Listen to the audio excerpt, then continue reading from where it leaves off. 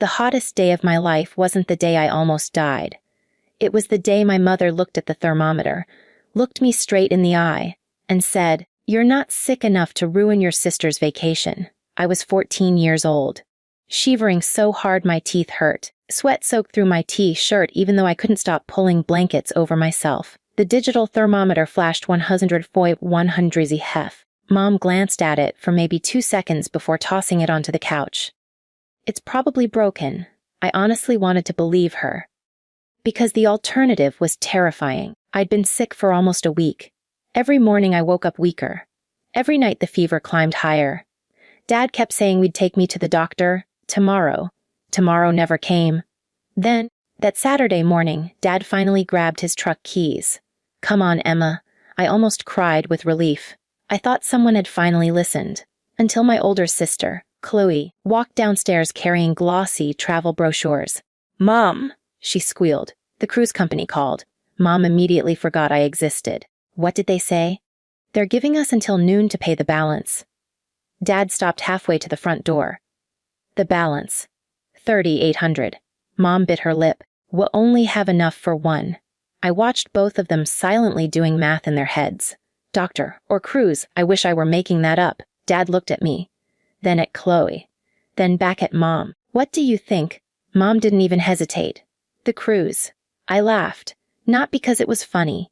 Because my brain refused to process what I'd just heard. "What?"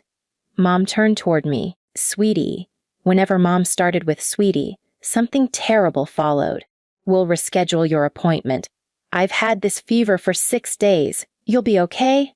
I threw up blood yesterday." She sighed dramatically. It was probably from coughing. Dad avoided looking at me. I whispered, "I can't breathe without it hurting." Mom folded the doctor's appointment card in half. Then ripped it once. Then again. Then dropped the pieces into the kitchen trash. Vacations create memories. She smiled at Chloe. Sick kids create bills. The room became silent. Even Chloe stopped smiling. Mom grabbed her purse.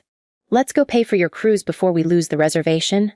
Dad followed her. Without saying a word, the front door closed, and I was alone, 14 years old, burning with fever, too weak to stand, listening to my parents choose a vacation over taking me to a doctor.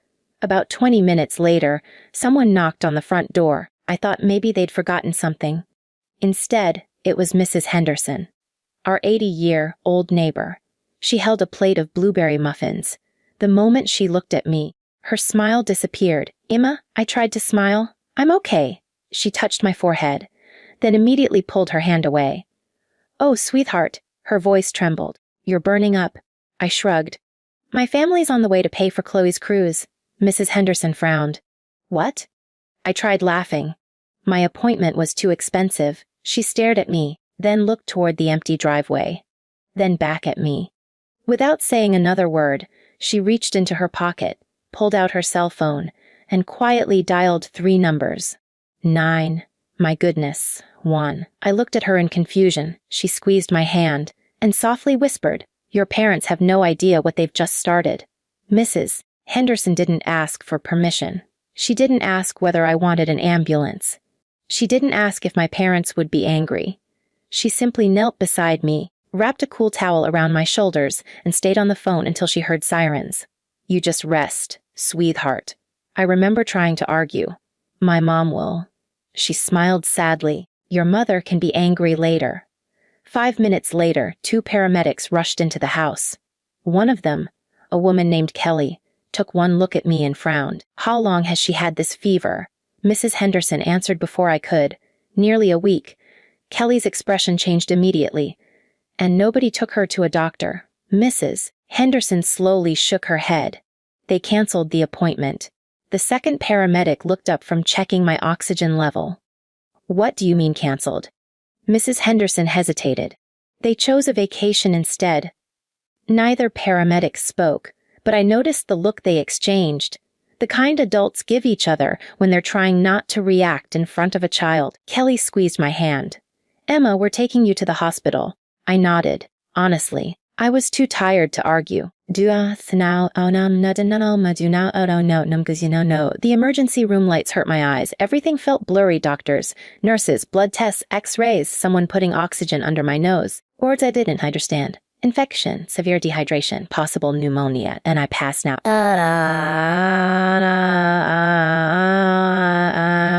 a doubt. When I woke up, it was dark outside. Mrs. Henderson was asleep in a chair beside my bed. Not Mom, not Dad. Mrs. Henderson.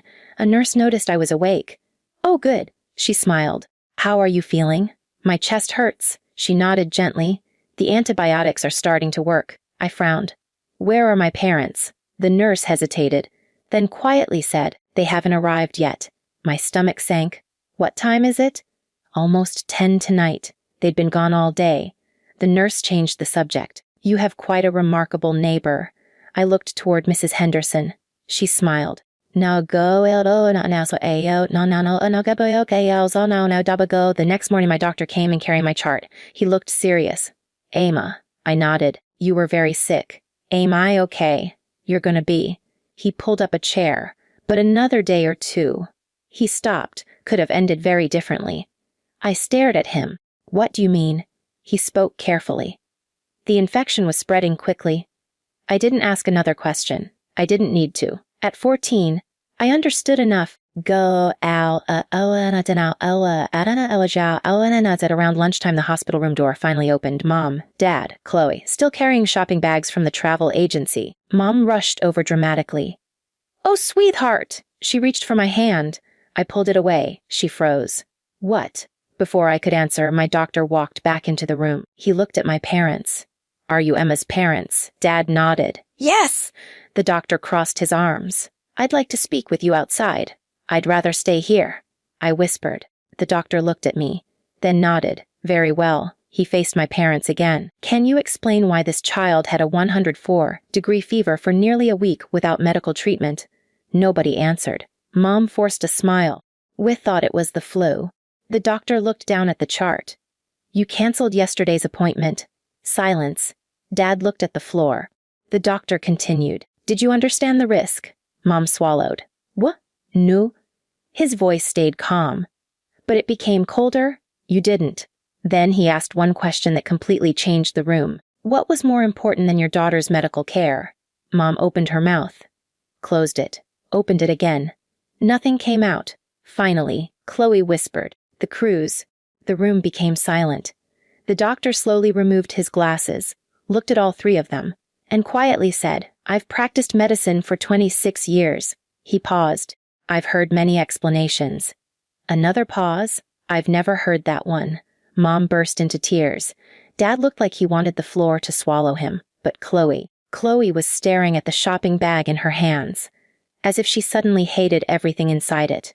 Then she quietly walked to the trash can, opened the bag, and dropped the cruise brochures inside. I'm not going. Mom turned in shock. What? I'm not getting on that ship. Chloe, no. Tears rolled down her face.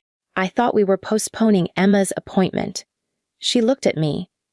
I didn't know you were this sick. For the first time in years, I believed her. But before anyone could say another word, there was another knock at the hospital door. A woman wearing a navy blazer stepped inside. She carried a folder and a county identification badge. She looked directly at my parents, then calmly introduced herself. My name is Karen Mitchell. I'm with Child Protective Services. Mom's face instantly lost all color. Nobody spoke. Even the machines beside my bed seemed louder. Mom looked from the woman to my doctor. There must be some mistake. The woman in the navy blazer smiled politely. I hope so. She introduced herself again. Karen Mitchell, Child Protective Services. Dad finally found his voice. Who called you? Mrs. Henderson quietly stood up from the chair in the corner. I did. Mom turned toward her. You had no right. Mrs. Henderson didn't raise her voice. I had every right. She looked at me. You left a 14-year-old child alone with a 104-degree fever. Dad rubbed his forehead. We made a bad decision. Karen opened her folder. Mr. Collins, according to the emergency physician, your daughter had a severe bacterial infection that required immediate treatment. Dad nodded weakly. Karen continued.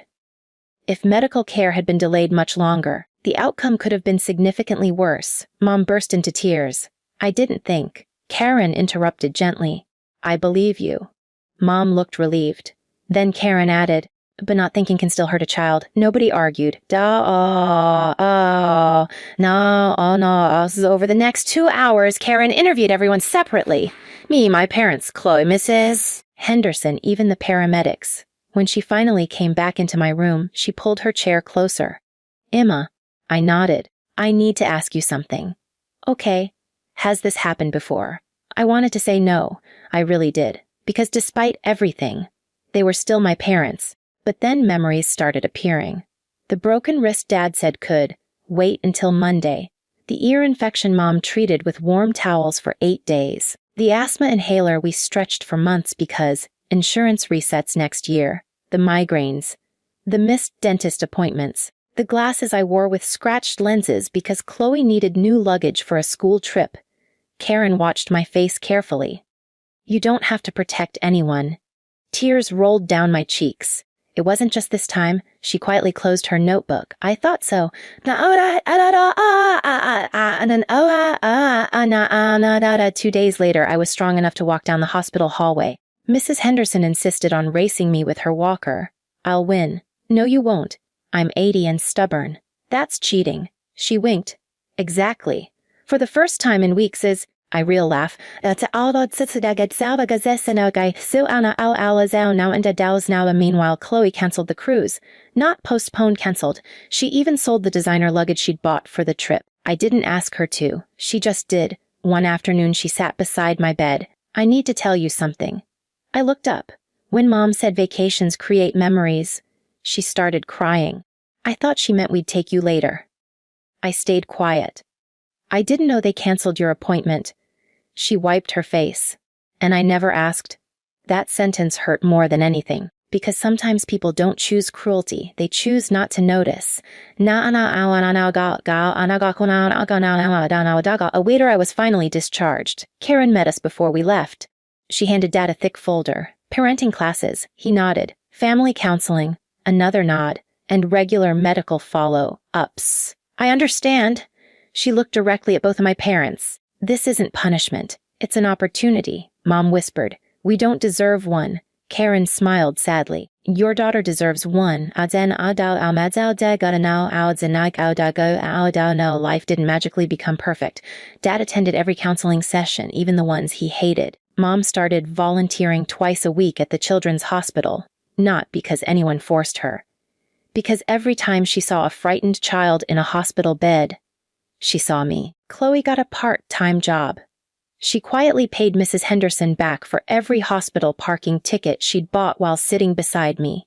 Mrs. Henderson refused the money, so Chloe donated it to the pediatric ward instead. One rainy afternoon nearly a year later, Mom found the torn pieces of my old doctor's appointment card inside a kitchen drawer. She'd apparently forgotten she'd stuffed them there after ripping them apart. She taped every piece back together, every single one, then framed it, not as decoration. As a reminder, it hung in the hallway beside our family calendar. Whenever someone asked about it, Mom answered the same way. That's the most expensive vacation we never took, not because of money. Because of what it almost cost us. One evening, years later, my own daughter asked about the strange framed paper. What is that? I smiled. A promise. What promise? I looked toward Mom, who was reading a bedtime story to her granddaughter. The promise that no family memory, I paused, is ever worth more than the person you're making it with. Mom looked up. Tears filled her eyes. She didn't say anything. She didn't have to. Because sometimes the deepest apology isn't spoken, it's lived. And every doctor's appointment my parents never missed again was another page in that apology. 3 months passed before life started feeling normal again. Normal didn't mean forgetting. It meant remembering without feeling my chest tighten every time someone mentioned that cruise. My lungs healed. The fever became a story instead of a nightmare, and for the first time in years, my parents started listening instead of deciding. Not perfectly, just honestly. Dad never missed another doctor's appointment. Not mine. Not Mom's. Not even the annual flu shots he used to complain about. He'd sit in waiting rooms flipping through old magazines. Grin and turns out hospitals are cheaper than regrets. Mom would roll her eyes, but she never argue. One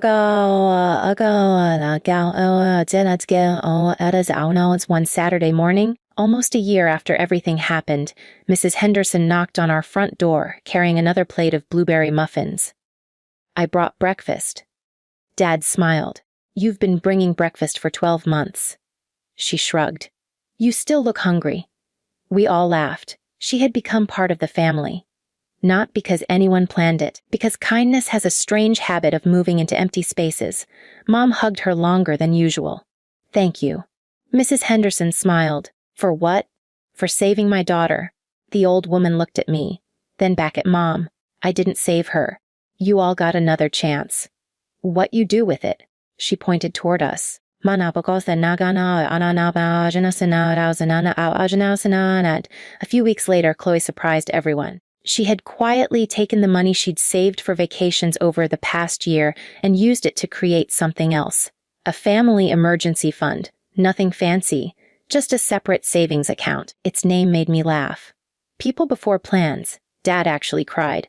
Mom cried harder. And every birthday after that, instead of giving expensive presents, we added a little money to that account, just in case life happened again. Years later, when I graduated from nursing school, my parents sat in the very front row. Dad clapped so hard his hands turned red. Mom stood before anyone else did. She cried through my entire speech. After the ceremony, she hugged me and whispered, I almost lost the chance to see this. I smiled. You didn't. No. She shook her head. You gave me another chance. I looked at her. No, Mom. Mrs. Henderson did. We both turned. The old woman was sitting in the shade eating cake she'd smuggled out of the reception. She noticed us looking. What? Dad laughed. Nothing, Mrs. Henderson grinned. If you're talking about me, I hope it's flattering. No, done. She passed away peacefully 2 years later, 92 years old, surrounded by neighbors who had become family. At her memorial service, dozens of people shared stories about how she'd quietly helped them through the hardest moments of their lives. When it was my turn to speak, I stood beside the podium and smiled through tears. I wouldn't be standing here if she hadn't knocked on my door with blueberry muffins. People laughed softly. Then I looked at my parents. They spent years trying to become the parents they should have been. I reached over and held Mom's hand, and she never let them believe it was too late. Today, every time someone in our family isn't feeling well, my mom is the first person to ask, have you called the doctor? She says it before anyone can make excuses. Sometimes she even says it twice. Not because she's afraid of medical bills, because she knows exactly what one canceled appointment almost cost. Looking back now, I don't remember the cruise. I don't remember the brochures. I don't even remember what destination my sister almost visited, but I remember one elderly neighbor, one phone call, one ambulance, and one sentence that changed the rest of my family's life. Vacations create memories. Sick kids create bills. My mother said those words thinking she was saving money. Instead, she spent the next decade proving that the most valuable memories are the ones where everyone makes it home. And in the end, that became the only family vacation that really mattered.